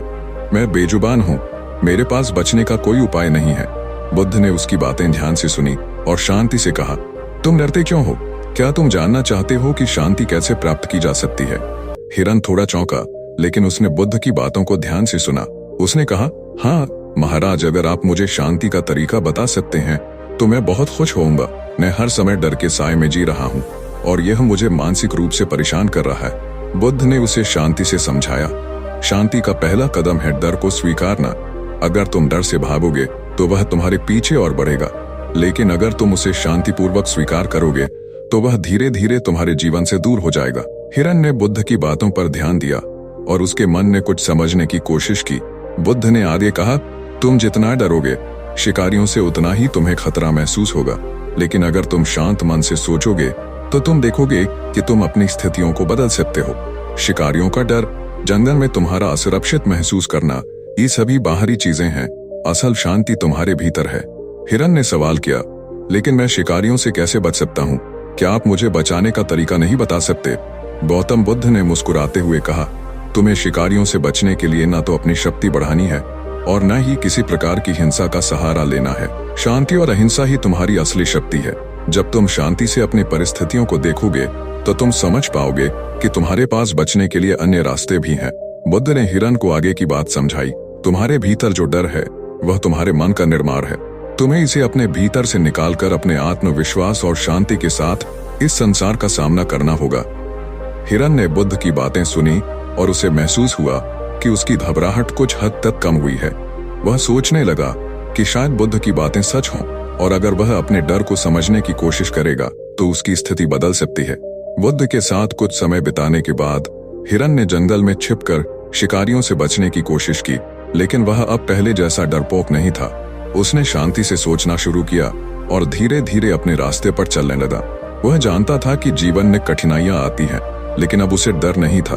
वह जानता था कि गौतम बुद्ध ने उसे जो सिखाया था वह सही था। डर को स्वीकारने से ही शांति मिलती है। एक दिन जब हिरन शिकारियों से बचने के लिए जंगल के एक घने हिस्से में जा रहा था, उसने महसूस किया कि शिकारियों का डर अब उसे परेशान नहीं करता। वह जानता था कि उसे अपनी स्थिति को और बेहतर तरीके से समझने की जरूरत है। जंगल के भीतर छिपते हुए उसने यह भी देखा कि उसे सुरक्षित स्थान मिल सकता है जहां शिकारियों का आना मुश्किल था। वह शांति से अपने घर की ओर बढ़ रहा था और उसकी सोच में एक बदलाव आ चुका था। वह अब पहले जैसा घबराया हुआ और डरपोक हिरन नहीं था, बल्कि वह आत्मविश्वास से भरा हुआ था। एक दिन शिकारियों ने हिरन को देख लिया और उसकी ओर दौड़े, लेकिन अब हिरन डर से नहीं भागा। उसने अपनी सारी शक्ति और शांति का इस्तेमाल किया। वह समझ चुका था कि भागने से कुछ नहीं होगा, बल्कि उसे अपनी स्थिति को समझकर शांतिपूर्वक समाधान खोजना होगा। हिरन ने शिकारियों को देखकर समझाने की कोशिश की, मैं तुम्हारा शिकार नहीं बनना चाहता, मैं केवल अपनी जिंदगी जी रहा हूं। तुम मुझे शांति से छोड़ दो और मैं तुम्हें कोई परेशानी नहीं दूंगा। शिकारियों ने उसकी बातों को सुना और हैरान हो गए। वे थोड़ी देर तक खड़े रहे और फिर धीरे धीरे उसे छोड़ दिया। हिरन का साहस और शांति ने उसे उस संकट से बाहर निकाला। इस घटना के बाद हिरन ने गौतम बुद्ध को धन्यवाद कहा और उनकी शिक्षाओं का पालन करने का संकल्प लिया। उसने सीखा कि शांति और आत्मविश्वास ही किसी भी संकट से बाहर निकलने का सबसे प्रभावी तरीका है। गौतम बुद्ध की शिक्षाओं से उसने न केवल अपना डर दूर किया, बल्कि वह यह भी जान गया कि जीवन की कठिनाइयों से उबरने के लिए हमें सिर्फ अपने भीतर की शांति की तलाश करनी होती है। हिरन ने गौतम बुद्ध की शिक्षा को अपने जीवन में पूरी तरह से अपनाया था। उसने अब अपने डर और घबराहट को बहुत हद तक काबू कर लिया था। उसके भीतर एक नया आत्मविश्वास और शांति आ चुकी थी। वह जानता था कि बाहरी परिस्थितियां चाहे जैसी भी हों, अगर वह अपने भीतर की शांति को बनाए रखेगा तो वह किसी भी संकट से उबर सकता है। हिरन अब पहले जैसा डरपोक और घबराया हुआ नहीं था। वह दिन ब दिन अपनी शक्ति और शांति पर ध्यान केंद्रित करता जा रहा था। उसने सोचा, अगर मैं शिकारियों से बच सकता हूं तो इसका मतलब यह नहीं कि मैं सिर्फ भाग जाऊं। मुझे खुद को और अपने स्थान को समझने की जरूरत है। वह अब धीरे धीरे जंगल के अन्य जानवरों से मिलने लगा और उन्हें गौतम बुद्ध के उपदेशों के बारे में बताने लगा। हिरन ने उन्हें समझाया कि शांति और आत्मविश्वास के साथ हम अपने डर का सामना कर सकते हैं। जंगल के कई जानवरों ने उसकी बातों को सुना और वह भी बुद्ध की शिक्षाओं के बारे में जानने के लिए उत्सुक हो गए। हिरन अब जंगल का एक आदर्श बन चुका था, जहां वह शांति और आत्मविश्वास के प्रतीक के रूप में देखा जाने लगा। कुछ महीने बाद शिकारियों ने फिर से हिरन को देखा और उसे पकड़ने के लिए एक योजना बनाई। वह जान रहे थे कि हिरन अब पहले जैसा डरपोक नहीं रहा और इसलिए उन्होंने उसे पकड़ने के लिए नए तरीके अपनाए। उन्होंने जंगल में जाल लगाए और हौसले से हिरन का पीछा किया, लेकिन हिरन अब पूरी तरह से बदल चुका था। वह जानता था कि शिकारियों के जालों और योजनाओं से कैसे निपटना है। उसने अपनी बुद्धिमानी और शांति से उस जाल को देखा और शिकारियों की चालों को भांपा। हिरन ने अपनी रफ्तार को बढ़ाया और शिकारियों के जाल से बचने के लिए एक नया रास्ता अपनाया। इस बार शिकारियों को निराशा हाथ लगी और उन्होंने सोचा कि हिरन अब पहले जैसा नहीं है। वे वापस लौट गए, लेकिन हिरन के मन में एक ठानी हुई भावना थी। उसे अब कोई भी डर नहीं था, क्योंकि उसकी ताकत और शांति से अधिक कुछ भी महत्वपूर्ण नहीं था। कुछ समय बाद हिरन ने फिर से गौतम बुद्ध से मिलने का निश्चय किया। वह अब पूरी तरह से बदल चुका था और उसने अपनी नई शक्ति और शांति को समझ लिया था। बुद्ध के पास पहुंचने पर उसने उन्हें प्रणाम किया और कहा, महाराज, आपकी शिक्षा ने मुझे पूरी तरह से बदल दिया है। अब मैं पहले जैसा डरपोक और घबराया हुआ नहीं हूँ। मैंने शिकारियों को भी बिना किसी भय के नकारा कर दिया। बुद्ध ने उसे देखा और कहा, तुमने वह सच्चाई सीख ली है जो बहुत कम लोग समझ पाते हैं। जीवन में डर और संकट हमेशा आएंगे, लेकिन जब तुम अपने भीतर की शक्ति और शांति को पहचानते हो तो कोई भी संकट तुम्हें परेशान नहीं कर सकता। हिरन ने मुस्कुराते हुए कहा, महाराज, मुझे अब समझ में आता है कि डर केवल हमारे भीतर होता है और जब हम उसे स्वीकार कर लेते हैं तो वह हमारे जीवन का हिस्सा बन जाता है। बुद्ध ने कहा, सही कहा तुमने हिरन। असली साहस तब दिखता है जब हम अपने डर का सामना करते हैं और उसे स्वीकार करते हैं। अब तुम उस स्थान पर हो जहां तुम्हारी शांति और साहस तुम्हें किसी भी परिस्थिति में मजबूत बनाए रखेंगे। हिरन ने बुद्ध से मिली नई शक्ति और शांति को अब जंगल में अन्य जानवरों तक फैलाना शुरू किया। उसने हर जानवर को यह सिखाया कि असली शांति बाहर से नहीं बल्कि हमारे भीतर से आती है। वह जंगल में शांति और अहिंसा का प्रतीक बन चुका था और अब जंगल के दूसरे जानवर भी उसे अपने मार्गदर्शक के रूप में देखने लगे थे। वह जानवरों को समझाता था कि डर से बचने का कोई तरीका नहीं है, लेकिन डर से बाहर निकलने के लिए हमें अपनी सोच को बदलने की जरूरत है। अब वह जंगल में सबसे प्रिय और सम्मानित जानवरों में से एक बन चुका था। हिरन ने अपने जीवन को अब पूरी तरह से समझ लिया था। उसने सीखा था कि जीवन में कोई भी परिस्थिति अस्थायी होती है और हमें किसी भी संकट का सामना शांति और आत्मविश्वास से करना चाहिए। वह जानता था कि गौतम बुद्ध की शिक्षा ने उसे असली शक्ति दी है और अब वह यही शिक्षा हर जानवर और इंसान तक पहुंचाना चाहता था। हिरन ने यह भी सीखा कि साहस केवल शारीरिक शक्ति में नहीं होता, बल्कि यह मानसिक स्थिति में होता है। जब हम अपने भीतर की शक्ति को पहचान लेते हैं तो कोई भी बाहरी संकट हमें हरा नहीं सकता। एक दिन जब हिरन बुद्ध से मिलने पहुंचा तो उसने कहा, महाराज, मुझे लगता है कि मेरी यात्रा अभी शुरू हुई है। मुझे अपने जीवन को और भी बेहतर बनाने का रास्ता मिल गया है और मैं चाहता हूं कि मैं इसे हर जानवर और इंसान तक पहुंचा सकूं। बुद्ध ने मुस्कुराते हुए कहा, तुमने अपना रास्ता पहचान लिया है और अब तुम्हारा काम है उस रास्ते पर चलकर दूसरों को भी शांति और अहिंसा की शिक्षा देना। यही तुम्हारी असली यात्रा है। इस कहानी का संदेश है कि असली साहस और शांति हमारे भीतर होती है। जब हम अपने भीतर की शक्ति और आत्मविश्वास को पहचानते हैं तो हम किसी भी संकट से उबर सकते हैं। गौतम बुद्ध की शिक्षाओं का पालन करने से जीवन में सच्ची शांति और संतुष्टि मिलती है। बहुत समय पहले एक छोटे से गांव में एक किसान रहता था जिसका नाम रघु था। रघु एक मेहनती और ईमानदार व्यक्ति था। वह अपने खेतों में दिन रात काम करता और उसकी जिंदगी में सबसे बड़ा सपना यही था कि वह अपनी फसल से अच्छी आमदनी कमा सके और अपने परिवार को सुखी बना सके। लेकिन रघु की किस्मत हमेशा साथ नहीं देती थी। उसके खेत में कभी बेमौसम बारिश आ जाती, कभी सूखा पड़ता और कभी कीट पतंगे उसकी फसल को खराब कर देते। इन परेशानियों के बावजूद रघु कभी हार नहीं मानता था। वह हमेशा सकारात्मक सोचता और अगले मौसम के लिए तैयारी करता। लेकिन एक दिन उसकी जिंदगी में कुछ ऐसा हुआ जिसने उसकी पूरी सोच और जीवन के दृष्टिकोण को बदल दिया। रघु का खेत पिछले सालों से बहुत उपजाऊ था। उसने कड़ी मेहनत की थी। बीज बोने से लेकर पानी देने तक उसने कोई कसर नहीं छोड़ी थी। लेकिन एक साल ऐसा आया जब मौसम ने पूरी तरह से उसका साथ छोड़ दिया। गर्मी इतनी बढ़ गई कि खेत सूखने लगे और बारिश नहीं हुई। रघु ने फिर भी हार नहीं और पुराने तरीकों से खेतों में सिंचाई का इंतजाम किया। लेकिन जब फसलें तैयार हुईं तो कीटों ने उसे पूरी तरह से नष्ट कर दिया। यह रघु के लिए एक बड़ा झटका था। पूरे गांव में उसकी फसल को लेकर चर्चाएं होने लगीं और वह भी महसूस करने लगा कि शायद उसकी मेहनत अब किसी काम की नहीं रही। रघु की पत्नी ममता हमेशा उसकी ताकत बनी रहती थी। उसने रघु से कहा, तुमने कड़ी मेहनत की है और मैं जानती हूँ कि तुम फिर से फसल उगाने में सफल होंगे। रघु के आत्मविश्वास खो चुका था, लेकिन उसने अपनी पत्नी के शब्दों को अपने दिल में रखा। वह जानता था कि अगर वह फिर से पूरी ताकत से प्रयास करेगा तो कोई भी मुश्किल उसे सफलता से नहीं रोक सकती। एक दिन रघु अपने खेत में फिर से काम करने के लिए गया। वह सोच रहा था कि इस बार क्या करना चाहिए ताकि उसकी मेहनत सफल हो सके। उसी समय उसके पास एक साधु बाबा आए। बाबा के चेहरे पर गहरी शांति और संतुलन था और उनकी आंखों में एक अजीब सी शक्ति दिखाई दे रही थी। बाबा ने रघु से कहा, तुम बहुत परेशान हो बेटा। क्या तुम जानते हो कि मेहनत ही सफलता का रास्ता नहीं है, बल्कि उसके साथ सही दिशा और सही सोच भी जरूरी होती है। रघु ने सिर झुकाते हुए जवाब दिया, बाबा, मैं हर संभव प्रयास करता हूँ, लेकिन फिर भी मेरी मेहनत का कोई फल नहीं मिलता। मौसम और हालात हमेशा मेरे खिलाफ होते हैं। साधु बाबा मुस्कुराए और बोले, सिर्फ मेहनत करने से नहीं होगा, तुम्हें अपने नजरिए को बदलने की जरूरत है। तुम्हें अपने खेत के साथ एक और जुड़ाव महसूस करना होगा, तभी तुम सही दिशा में आगे बढ़ पाओगे। रघु ने बाबा की बातों पर ध्यान दिया, लेकिन वह पूरी तरह से नहीं समझ पाया। उसने सोचा कि शायद यह कोई नई बात नहीं है, लेकिन बाबा ने जो कहा था वह उसके दिल में कहीं गहरे बैठ गया। रघु ने अगले कुछ दिनों तक बाबा की बातों पर सोचा। उसने सोचा, क्या मैं सिर्फ अपनी मेहनत पर निर्भर हूँ या मुझे अपनी सोच और दृष्टिकोण में भी बदलाव लाना चाहिए। रघु ने अब अपने खेत को नए तरीके से देखना शुरू किया। उसने महसूस किया कि वह हमेशा अपने खेत को सिर्फ एक साधन के रूप में देखता था, जिसका एक ही उद्देश्य था, फसल उगाना। लेकिन क्या अगर वह अपनी खेती को एक और दृष्टिकोण से देखे? क्या अगर वह अपने खेत को सिर्फ एक साधन नहीं बल्कि एक साथी समझे जो उसे अपनी शिक्षा और मार्गदर्शन दे सकता है? वह हर सुबह अपने खेत में पहले कुछ समय ध्यान और शांति से बिताने लगा।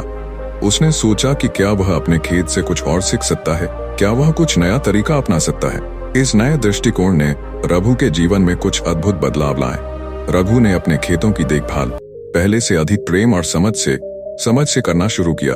वह सिर्फ बीज नहीं बोता था, बल्कि वह खेतों की मिट्टी, पानी और वातावरण को भी समझने की कोशिश करता। उसे महसूस हुआ कि खेत के साथ एक रिश्ता बनाना, उसे समझना और उसकी जरूरतों को जानना एक नई दिशा दे सकता है। रघु ने इस बार पूरी तरह से नया तरीका अपनाया। उसने खुद से सवाल किया, क्या मैं अपनी खेती को केवल एक काम समझता हूँ या मैं इस प्रक्रिया में कुछ और छिपे सबक देख सकता हूँ? उसने अपने खेतों में जैविक उर्वरकों का उपयोग करना शुरू किया और अधिक ध्यान से प्राकृतिक संसाधनों का इस्तेमाल किया। उसने पानी की बचत के लिए नए तरीके अपनाए और कीटों से बचने के लिए बिना किसी रसायन के प्राकृतिक उपायों को अपनाया। वह धीरे धीरे समझने लगा कि खेती केवल फसल उगाने का काम नहीं है, बल्कि यह एक प्रक्रिया है जो प्रकृति और मानवता के बीच एक संतुलन बनाए रखती है। हर कदम पर उसे कुछ नया सीखने को मिल रहा था। अब उसे अपने खेतों से एक अजीब सा जुड़ाव महसूस होने लगा। एक दिन जब रघु ने अपनी मेहनत से नई फसल को देखा तो उसकी आंखों में खुशी के आंसू थे। यह फसल न केवल उसकी मेहनत का फल थी, बल्कि यह उसकी सोच और दृष्टिकोण में आए बदलाव का भी परिणाम था। रघु की नई सोच और कड़ी मेहनत अब रंग लाने लगी थी। उसने जो बदलाव अपनी खेती में किए थे, उनका असर दिखने लगा। खेत पहले से कहीं अधिक हरा भरा और उपजाऊ दिखने लगे थे। वह अब पहले जैसा कोई भाग्य पर निर्भर नहीं था, बल्कि अपनी मेहनत और सही दृष्टिकोण पर विश्वास करने लगा था। उसे अब लगने लगा था कि उसकी किस्मत अब खुद उसके हाथों में है। जब रघु ने पहली बार अपनी नई तकनीकों से फसल काटी तो वह बहुत हैरान हुआ। फसल पहले से कहीं अधिक हरी और ताजी थी। अनाज भी बढ़िया था और उसका वजन भी उम्मीद से ज्यादा था। यह देखकर वह समझ गया कि साधारण मेहनत और बुद्धिमानी के साथ अगर आप अपने कार्य में पूरी तरह से समर्पित हो तो कोई भी मुश्किल उसे आपके रास्ते से नहीं हटा सकती। रघु ने फसल की गुणवत्ता को देखकर समझा कि उसके खेत अब एक नया अध्याय लिख रहे थे। उसकी मेहनत, नई तकनीक और भूमि के साथ समर्पण ने उसे एक नई पहचान दिलाई।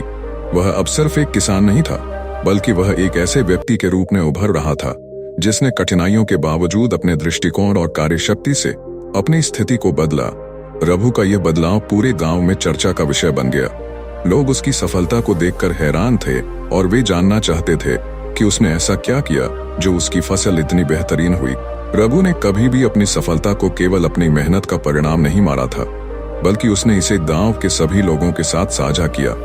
वह हर सुबह गांव के छोटे बच्चों और किसानों को अपने खेत पर बुलाता और उन्हें समझाता कि कैसे उन्होंने अपनी खेती में बदलाव किया और अपनी सफलता की दिशा में काम किया। वह उन्हें बताता कि खेती सिर्फ फसल उगाने का काम नहीं है, बल्कि यह एक गहरी प्रक्रिया है जो हमें प्रकृति और जीवन के साथ संतुलन बनाकर चलने की सिखाती है। गांव के लोग अब रघु को एक मार्गदर्शक के रूप में देखने लगे थे। रघु के खेत में आकर उन्हें न केवल बेहतर खेती के तरीके सीखने को मिलते थे, बल्कि वे जीवन के सच्चे मूल्य और कठिनाइयों से निपटने की कला भी समझने लगे थे। रघु का जीवन अब गांव के लिए प्रेरणा का स्रोत बन गया था। एक दिन रघु ने देखा कि गांव में बहुत से लोग अपने खेतों में उसी प्रकार की मेहनत और समझ के साथ काम कर रहे थे जैसा वह करता था। अब पूरा गांव खेती को एक नई दृष्टि से देखता था। वे अब सिर्फ अनाज के लिए नहीं, बल्कि जीवन को संतुलित और समृद्ध बनाने के लिए काम कर रहे थे। उनका दृष्टिकोण अब बदल चुका था। रघु ने महसूस किया कि उसका संघर्ष केवल अपनी फसल तक सीमित नहीं था, बल्कि उसका उद्देश्य पूरे गांव को एक नई दिशा में मार्गदर्शन करना था। रघु ने अब खेती के साथ साथ गांव के विकास के बारे में सोचना शुरू किया। वह जानता था कि यदि गांव की परिस्थितियां बेहतर हों तो हर कोई खुशहाल होगा और उसका काम भी बेहतर होगा। उसने धीरे धीरे पूरे गांव के लिए एक योजनाबद्ध कार्यक्रम शुरू किया, जिसमें न केवल कृषि सुधारों पर ध्यान दिया गया, बल्कि गांव में पानी की उपलब्धता, सड़कें और अन्य मूलभूत सुविधाएं भी सुनिश्चित की गई। वह अब एक साधारण किसान नहीं था, बल्कि एक सशक्त नेतृत्वकर्ता बन चुका था। कुछ महीनों के बाद रघु ने देखा कि न केवल उसकी फसल अच्छी हो रही थी, बल्कि गांव में समृद्धि की लहर दौड़ने लगी थी। अब हर किसान अपने खेतों में खुश था और उसे अच्छी फसल मिल रही थी। लोग अब एकजुट होकर काम करते थे और समस्याओं को मिलकर हल करते थे। गांव में एक नई ऊर्जा और उम्मीद का संचार हुआ था। रघु की मेहनत और नई सोच ने उसे न केवल एक बेहतर किसान बनाया, बल्कि उसने गांव के लोगों को एक दूसरे की मदद करने और साथ मिलकर काम करने की ताकत दी थी। उसकी खेती अब केवल उसके लिए नहीं, बल्कि पूरे गांव के लिए एक आशीर्वाद बन चुकी थी। रघु अब समझ चुका था कि अगर हम अपनी मेहनत के साथ सही दिशा और समझ को जोड़ लें तो कोई भी मुश्किल हमें नहीं हरा सकती। उसने सीखा था कि जीवन में सफलता केवल हमारे प्रयासों पर निर्भर नहीं होती, बल्कि सही सोच और आत्मविश्वास भी उतना ही महत्वपूर्ण है। वह अब एक नए दृष्टिकोण से जीवन जीता था। वह जानता था कि जिस तरह उसने खेती में बदलाव लाया था, ठीक उसी तरह जीवन के अन्य क्षेत्रों में भी बदलाव लाया जा सकता था। कठिनाइयां आना स्वाभाविक है, लेकिन अगर हम हर कठिनाई को एक अवसर के रूप में देखें तो हम किसी भी संकट से बाहर निकल सकते हैं। रघु का जीवन अब एक सशक्त कहानी बन चुका था, जो यह सिखाती थी कि मेहनत और सही सोच से किसी भी संकट को पार किया जा सकता है। उसका खेत अब केवल एक कृषि भूमि नहीं, बल्कि जीवन के संघर्षों और उनके समाधान की प्रतीक बन चुका था। इस कहानी का संदेश है कि जीवन में सफलता पाने के लिए सही सोच और मेहनत को मिलाकर कार्य करना चाहिए। कठिनाइयों का सामना आत्मविश्वास और समझ से करना चाहिए। रघु की तरह हमें भी अपने दृष्टिकोण को बदलकर जीवन में सफलता प्राप्त करनी चाहिए। बहुत समय पहले एक घने जंगल में एक शिकारी रहता था, जिसका नाम अर्जुन था। अर्जुन अपनी चालाकी के लिए मशहूर था। उसने अपनी जिंदगी के कई सालों में जंगल के सबसे खतरनाक जानवरों को अपनी पकड़ में लिया था। उसकी तरकीबें इतनी निपुण और सूक्ष्म थीं कि कोई भी जानवर उसकी जाल में फंसने से बच नहीं पाता था। लेकिन अर्जुन का दिल कहीं ना कहीं अपनी कड़ी मेहनत और सूझबूझ पर गर्व करता था और उसे इस बात का एहसास था कि उसकी सफलता में केवल उसकी चालाकी और अनुभव का हाथ था। अर्जुन के पास एक शानदार शिकारी कुत्ता था जिसका नाम बाघी था। बाघी उसकी सबसे बड़ी ताकत था, जो कि उसकी सूंघने और भागने की क्षमता ने अर्जुन की कई मुश्किलें आसान कर दी थीं। जंगल में हर जानवर उसे पहचानता था और वह जानता था कि अर्जुन की चालाकी का कोई मुकाबला नहीं था। अर्जुन जंगल के राजा शेर को पकड़ने का विचार कर रहा था। शेर उस जंगल का सबसे खतरनाक और शक्तिशाली जानवर था और अर्जुन ने कभी नहीं सोचा था कि वह उसे पकड़ सकेगा। लेकिन इस बार उसे लगा कि यह असंभव को संभव बनाने का समय है। अर्जुन जानता था कि शेर का आतंक पूरे जंगल में है और यदि वह शेर को पकड़ने में सफल हो जाता है तो उसकी प्रसिद्धि और भी बढ़ जाएगी। अर्जुन ने शेर को पकड़ने के लिए एक बहुत ही चालाक योजना बनाई।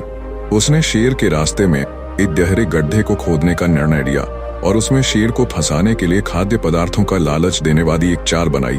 उसकी योजना यह थी कि शेर उस गड्ढे में गिर जाएगा और फिर वह उसे आसानी से पकड़ सकेगा। अर्जुन के पास बाघी था जो उसकी योजना में पूरी मदद करने के लिए तैयार था। वह बाघी को जंगल में शेर के पैरों के निशान की तलाश करने और उसे सही रास्ते पर लाने के लिए भेजता। बाघी की सूंघने की क्षमता ने अर्जुन को जल्दी ही शेर तक पहुंचने में मदद की। हालांकि शेर जितना शक्तिशाली था उतना ही समझदार भी था। वह जंगल का सबसे अनुभवी शिकारी था और उसकी चालाकी भी कम नहीं थी। शेर ने अर्जुन के जाल को देखा और उसे समझ लिया कि यह कोई साधारण जाल नहीं है। शेर ने उस जाल के आसपास गहरी नजर से देखा और उसकी योजना के बारे में अनुमान लगाया। शेर जानता था कि अर्जुन और बाघी को उसे पकड़ने में शायद कोई कसर नहीं छोड़ी जाएगी, लेकिन वह भी उस जंगल का राजा था और उसे अपनी जान का बहुत ख्याल था। उसने अर्जुन के जाल को पूरी तरह से नजरअंदाज करने का फैसला किया और इसके बजाय अपनी चालाकी का इस्तेमाल किया। शेर ने अर्जुन के जाल के पास आते ही एक अलग रास्ता अपनाया। उसने देखा कि अर्जुन ने जाल के आसपास खाद्य पदार्थों का लालच रखा था, लेकिन शेर ने उस लालच को नजरअंदाज किया और उसे सावधानी से दरकिनार करते हुए एक और रास्ता चुना। अर्जुन ने शेर को भागते हुए देखा और उसकी योजना एक बार फिर नाकाम हो गई। वह हैरान था क्योंकि शेर की चालाकी ने उसकी मेहनत पर पानी फेर दिया था। अर्जुन को अब समझ में आ गया कि शेर ने उसे जाल में फंसने का मौका नहीं दिया, बल्कि उसने अपनी सूझबूझ से पूरी स्थिति को पलट दिया था। अर्जुन की योजना नाकाम हो चुकी थी, लेकिन वह हार मानने वाला नहीं था। उसने अब एक नई योजना बनाई जो और भी ज्यादा चालाकी से भरी हुई थी। उसने शेर को फिर से अपने जाल में फंसाने के लिए और भी ज्यादा खतरनाक जाल बिछाने की सोची, लेकिन इस बार उसने सोचा कि वह शेर को अपने ही तरीके से नष्ट नहीं कर पाएगा। उसे शेर की चालाकी को भी समझना होगा। अर्जुन अब शेर के मनोविज्ञान को समझने लगा था। वह जानता था कि शेर जितना ताकतवर और चतुर है, उतना ही वह अपनी सुरक्षा को लेकर सजग है। उसे अब शेर को सिर्फ पकड़ने की चिंता नहीं थी, बल्कि उसे इस बात का भी ध्यान रखना था कि उसकी योजना इतनी चालाक हो कि शेर खुद अपने जाल में फंस जाए। इस बार अर्जुन ने अपने जाल को बहुत ज्यादा प्राकृतिक और सरल तरीके से बनाया। उसने जाल के पास सिर्फ शिकार के कुछ लच्छे रखे ताकि शेर को कोई खास फर्क न लगे, लेकिन उसने एक खास तंत्र का इस्तेमाल किया था जिसमें शेर के कदमों से किसी भी एक दिशा में उसकी रफ्तार को धीमा किया जा सके। उसने शेर के जाने वाले रास्ते पर कुछ ऐसे कदम छोड़े थे जो उसे शिकार की तरफ ले जाने के बजाय सीधे जाल में डाल देते। अब अर्जुन को उम्मीद थी कि वह इस बार शेर को पकड़ने में सफल होगा। उसने बाघी को इशारा किया और बाघी ने अपने तेज पांवों से शेर के पीछे चलने की शुरुआत की। अर्जुन ने इस बार अपने जाल को पूरी तरह से छुपा दिया था ताकि शेर उस पर ध्यान न दे सके। अर्जुन की नई योजना शेर के लिए एक नया चुनौती लेकर आई थी। उसने पहले से ही शेर के शिकार के रास्ते पर कई कदम छोड़े थे ताकि शेर खुद अपनी जान के खतरे को महसूस किए बिना जाल तक पहुंच जाए।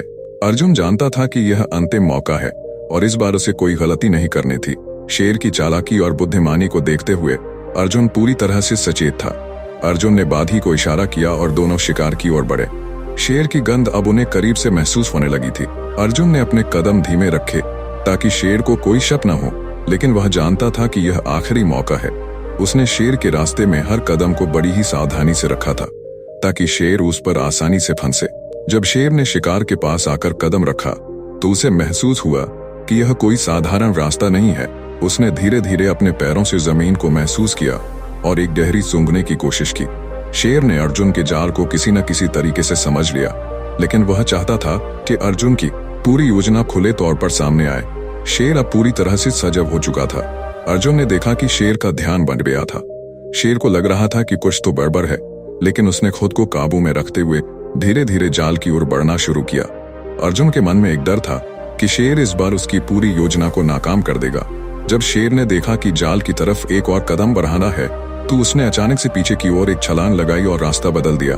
अर्जुन को इस पल में यह एहसास हुआ कि शेर किसी भी स्थिति को अपने हिसाब से मोड़ सकता है। शेर ने बिना एक इंच भी फंसे अपनी चालाकी से जाल को बचाया। अर्जुन हैरान रह गया, क्योंकि उसने पूरी योजना को बहुत बारीकी से तैयार किया था। शेर ने बिना कोई निशान छोड़े अपने कदम जाल के आसपास से हटा लिए। अर्जुन को अब यकीन हो गया कि शेर ने उसके हर चाल को समझ लिया था। लेकिन अर्जुन को यह समझ में आ गया कि शेर सिर्फ शिकारी नहीं है, वह एक कुशल योजनाकार भी है। अर्जुन को अब अपनी पूरी रणनीति को एक और स्तर पर ले जाना था। अर्जुन ने कुछ समय के लिए रुकने का निर्णय लिया।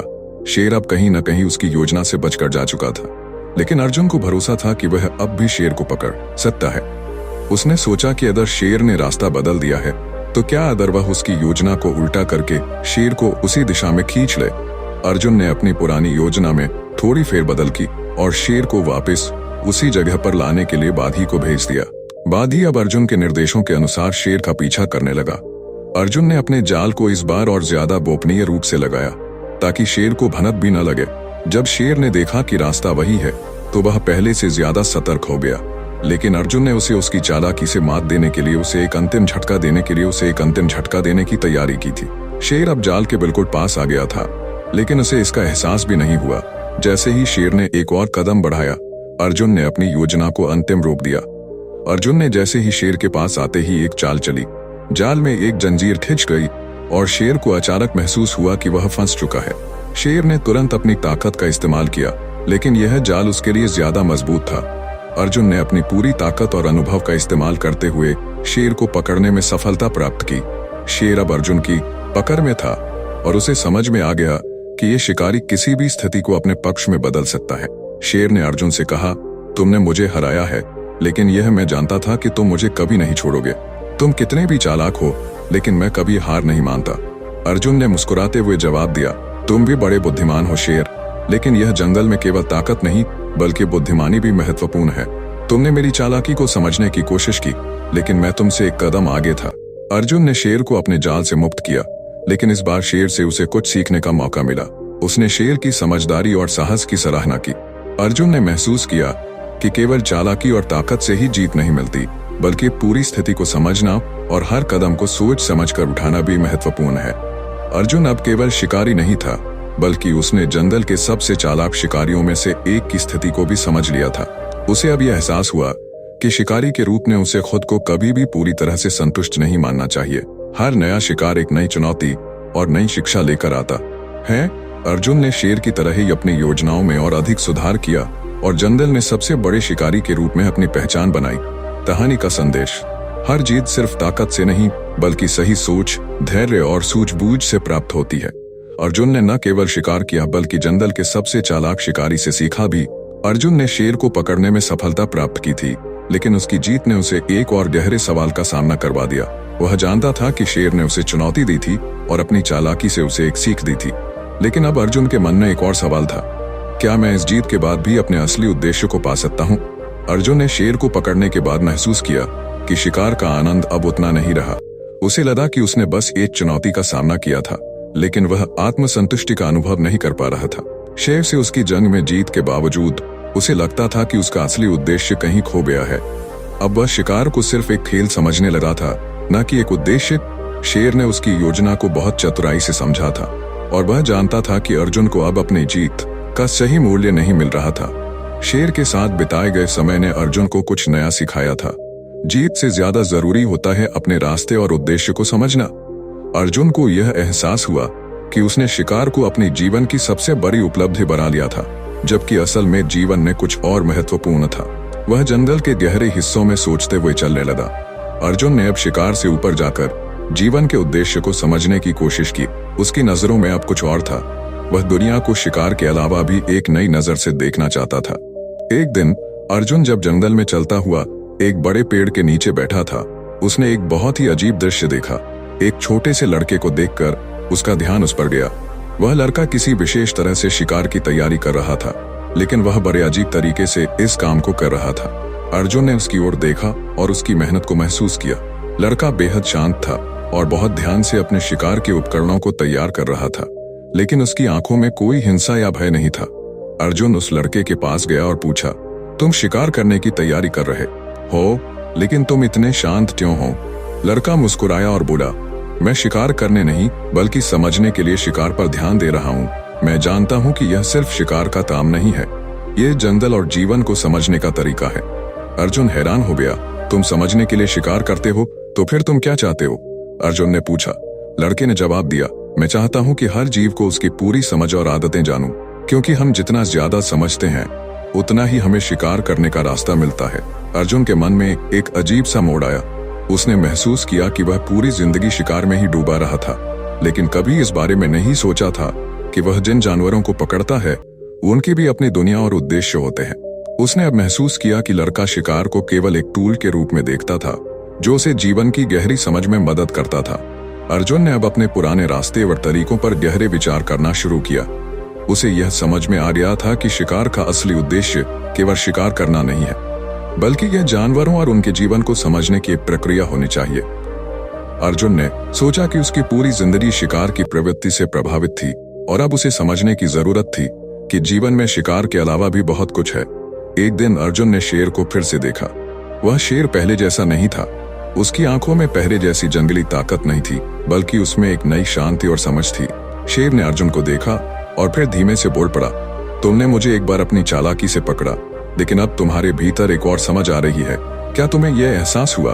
अर्जुन ने सिर झुकाया और कहा, हाँ शेर, मुझे ये समझ में आ गया कि शिकार सिर्फ एक खेल नहीं है, ये जीवन की एक बहुत बड़ी सच्चाई को जानने का रास्ता है। मैं अब शिकार को एक तरीका नहीं बल्कि एक समझ के रूप में देखता हूँ। अर्जुन ने अब शिकार को एक नए दृष्टिकोण से देखा। वह अब जंगल में सिर्फ शिकार नहीं करता था, बल्कि वह जानवरों के साथ संवाद करने की कोशिश करता। वह उनकी आदतों, उनके जीवन के तरीके और उनके संघर्षों को समझने लगा। अर्जुन ने महसूस किया कि शिकार सिर्फ मारने का तरीका नहीं है, बल्कि यह एक गहरी सीख और समझ हासिल करने का तरीका है।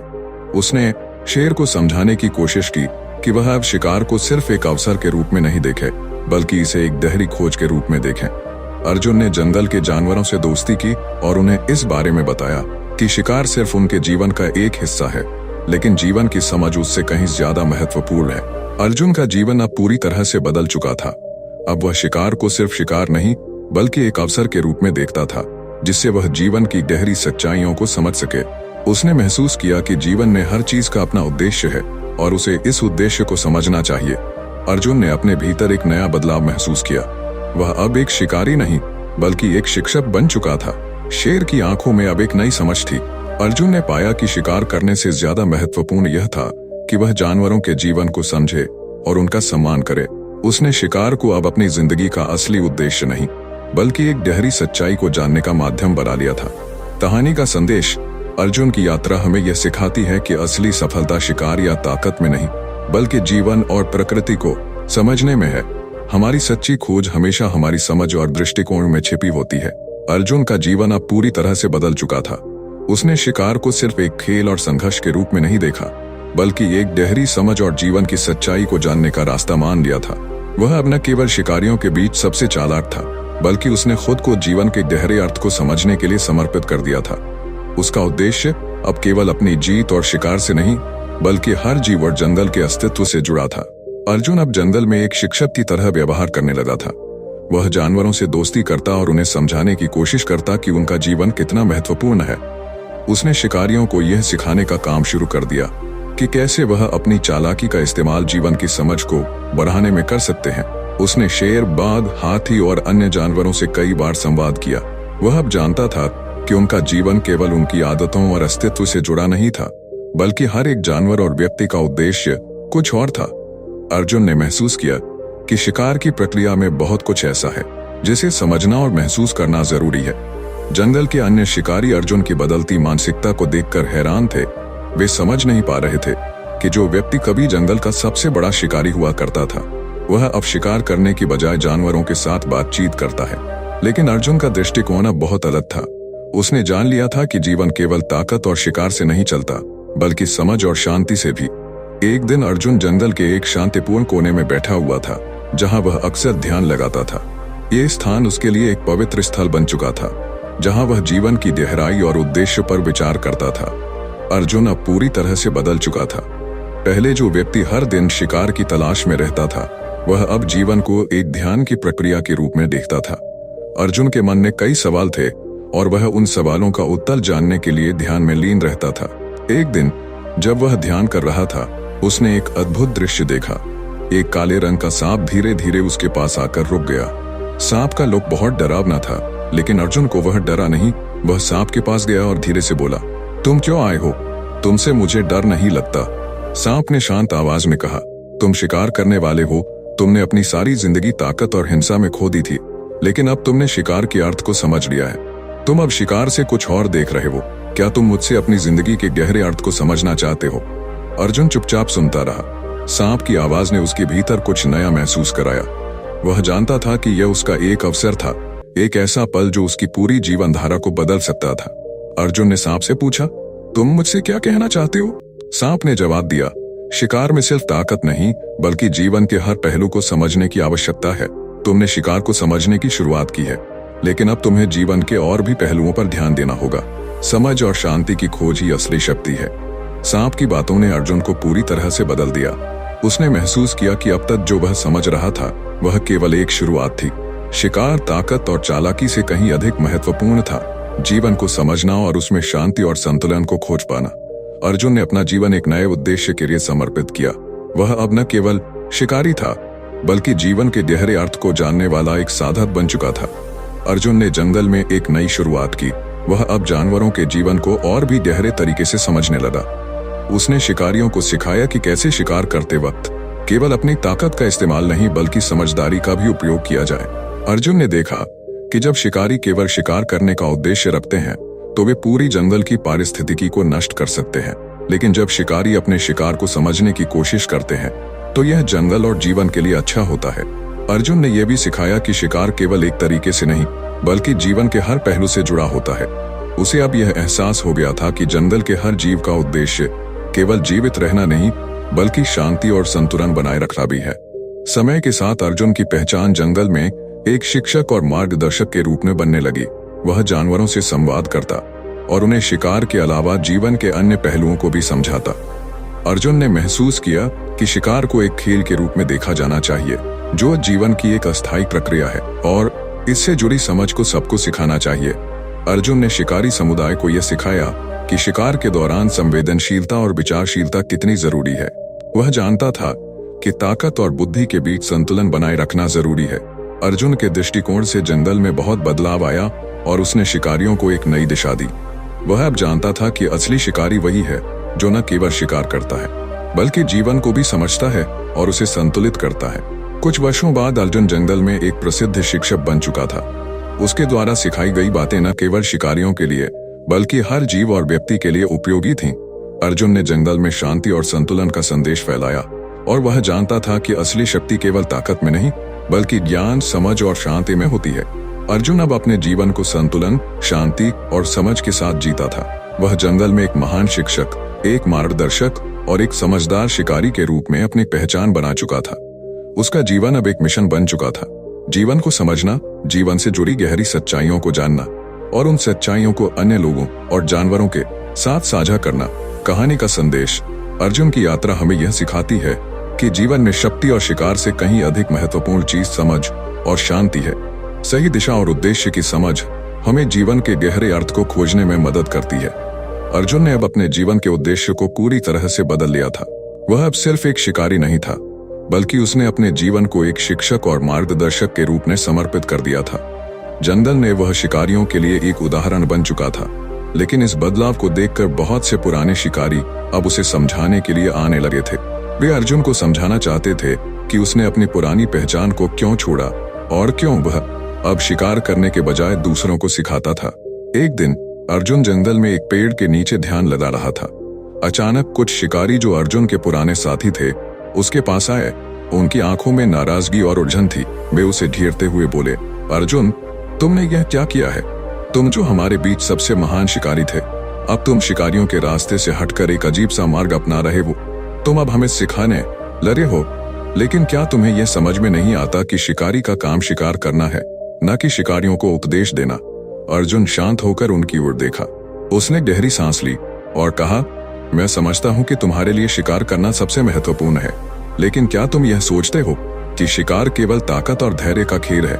क्या तुमने कभी यह सोचा है कि शिकार से कहीं अधिक महत्वपूर्ण है जीवन को समझना और उसकी पूरी तस्वीर देखना? शिकारी चुप हो गए, लेकिन उनमें से एक ने ताना मारते हुए कहा, तुमने हमारी परंपरा और हमारे रास्ते को छोड़ दिया है। तुम ये नहीं समझ पा रहे हो कि शिकार ही हमारी पहचान है। अर्जुन ने धीरे से मुस्कुराया और कहा, शिकार हमारा एक हिस्सा हो सकता है, लेकिन हम केवल शिकार से परिभाषित नहीं होते। जीवन के कई पहलू हैं जिनका हमें समझना चाहिए। ताकत, चालाकी और शिकार से बढ़कर एक बात है, वह है समझ और शांति। अर्जुन की बातें सुनकर कुछ शिकारी अब भी असमंजस में थे। उन्होंने अर्जुन से पूछा, अगर हम अब शिकार न करें तो हमें अपनी पहचान कहां से मिलेगी? हम अपनी ताकत और अपने कौशल को किससे साबित करेंगे? अर्जुन ने अपनी आंखों में विश्वास के साथ कहा, तुम्हारी पहचान शिकार में नहीं बल्कि तुम्हारी समझ और बुद्धि में है। तुम ताकत और कौशल दिखाने के लिए शिकार करते हो, लेकिन जब तुम समझ और बुद्धि को एकत्रित करोगे तो तुम शिकार से कहीं अधिक सशक्त बनोगे। जीवन में शिकार सिर्फ एक पहलू है, लेकिन उसे समझना, उसकी जरूरतों को जानना और उसकी स्थिति में सुधार लाना इससे कहीं ज्यादा महत्वपूर्ण है। कुछ शिकारी अब भी विचार मग्न थे, लेकिन उनमें से एक शिकारी ने खुलकर कहा, तुमने अपनी पूरी जिंदगी शिकार में ही लगाई थी, अब तुम क्यों एकदम से यह बदलाव ले आए हो? तुम्हारी ये बातें हमें समझ में नहीं आ रही हैं। क्या तुम हमें शिकार से बाहर जाने का रास्ता दिखा रहे हो? अर्जुन ने सिर झुकाकर कहा, मैं कोई रास्ता नहीं दिखा रहा हूँ, मैं बस तुम्हें अपनी यात्रा का अनुभव बता रहा हूँ। मेरी जिंदगी भी पहले तुम्हारी तरह थी, जहाँ मैंने केवल शिकार को ही अपना उद्देश्य समझा था, लेकिन मैंने महसूस किया कि असली ताकत जीवन की गहरी समझ में है। कुछ दिनों बाद शिकारी अर्जुन की बातों पर विचार करने लगे। जंगल में हर शिकारी अपनी आदतों और जीवन के उद्देश्य पर विचार करने लगा। कुछ शिकारी अर्जुन के विचारों से प्रभावित हुए और उन्होंने शिकार को न केवल एक खेल के रूप में देखना शुरू किया, बल्कि जीवन और जंगल की पारिस्थितिकी को समझने का प्रयास भी किया। एक दिन अर्जुन जंगल में शिकारियों के एक समूह से मिला, जिन्होंने उसकी बातें समझी थीं। उनमें से एक शिकारी ने कहा, अर्जुन, अब हमें एहसास हुआ है कि शिकार सिर्फ ताकत का खेल नहीं है। शिकारियों की असली ताकत उनकी समझ और संवेदनशीलता में है। तुमने हमें यह सिखाया है कि हमें जंगल और उसके जीवों के साथ सामंजस्य बनाए रखना चाहिए, न कि केवल अपनी शक्ति का प्रदर्शन करने के लिए शिकार करना चाहिए। अर्जुन ने मुस्कुराकर कहा, जब तुम जीवन के विभिन्न पहलुओं को समझने की कोशिश करते हो तो तुम्हारी ताकत भी बढ़ती है। शिकार की प्रक्रिया में यह न केवल शिकारियों को बल्कि जंगल को भी नुकसान पहुंचा सकता है, लेकिन जब तुम शिकार से जुड़ी जिम्मेदारी और समझ को महसूस करते हो तो तुम्हारा हर कदम और हर निर्णय जंगल के लिए लाभकारी हो सकता है। अब जंगल में शिकारियों की एक नई पीढ़ी तैयार हो रही थी, जो केवल शिकार नहीं करते थे बल्कि जंगल के जीवन को समझते और उसकी रक्षा करते थे। अर्जुन ने देखा कि उसकी बातें अब जंगल के प्रत्येक हिस्से में फैल चुकी थीं और उसने जो सिखाया था वह अब जीवन का हिस्सा बन चुका था। समय बीतता गया और अर्जुन की शिक्षाएं जंगल में फैलने लगीं। शिकारी अब जंगल के बारे में अधिक संवेदनशील और समझदार हो गए थे। वे शिकार करते हुए भी यह सुनिश्चित करते थे कि वे पारिस्थितिकी के संतुलन को न बिगाड़े। अर्जुन अब एक महान गुरु बन चुका था और उसकी शिक्षाएं जंगल के हर कोने में गूंजने लगीं। अर्जुन ने शिकारियों को यह सिखाया था कि शक्ति और ताकत से ज्यादा महत्वपूर्ण है जीवन को समझना और उस पर विचार करना। वह अब जंगल में एक संतुलन की ओर बढ़ रहा था, जहां शिकार केवल एक प्रक्रिया थी, लेकिन सबसे महत्वपूर्ण था जीवन की गहरी समझ और उसके उद्देश्यों को जानना। अर्जुन का जीवन अब एक आदर्श बन चुका था। उसने अपनी पहचान को बदलकर इसे केवल ताकत और शिकार से नहीं बल्कि समझ और शांति से जोड़ा था। शिकारियों के बीच अर्जुन का नाम अब सम्मान से लिया जाने लगा। वह केवल जंगल का सबसे बड़ा शिकारी था, बल्कि जंगल के जीवन के प्रति अपनी जिम्मेदारी को महसूस करने वाला पहला व्यक्ति भी था। अर्जुन की यह यात्रा हमें ये सिखाती है कि असली ताकत केवल शिकार या बाहरी प्रदर्शन में नहीं, बल्कि अपने अंदर की समझ और शांति में होती है। जब हम अपनी पहचान को केवल बाहरी चीजों से न जोड़कर अपने भीतर की गहरी समझ से जोड़ते हैं, तो हम अपने जीवन को एक नए दिशा में ले जा सकते हैं। अर्जुन ने यही किया। वह अब शिकार के खेल से कहीं ज्यादा बड़ा बन चुका था। कहानी का संदेश, अर्जुन की यात्रा हमें यह सिखाती है कि जीवन की असली ताकत समझ, संवेदनशीलता और शांति में है। जब हम अपनी पहचान को केवल बाहरी ताकतों से नहीं बल्कि अपनी गहरी समझ और उद्देश्यों से जोड़ते हैं, तो हम जीवन के असली अर्थ को पा सकते हैं। कहानी कैसी लगी कमेंट करके जरूर बताएं और वीडियो पसंद आई हो तो वीडियो को लाइक और चैनल पर नए हो तो चैनल को सब्सक्राइब जरूर करें। धन्यवाद। आपका दिन शुभ हो। मिलते हैं अगले वीडियो में।